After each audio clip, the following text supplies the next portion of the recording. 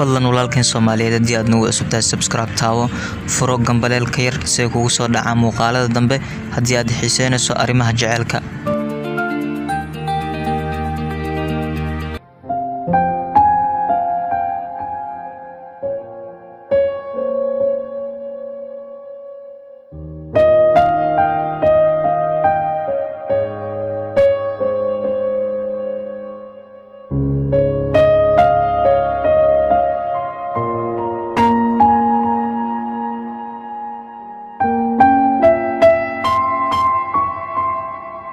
aniga miyaa waalan mase jaceylkaada ayaa i waalay runtii ma aqaano balse waxay la tahay inaad qalbigaaga israacisay adigoo farxad igaga tagayaan hadana murugooda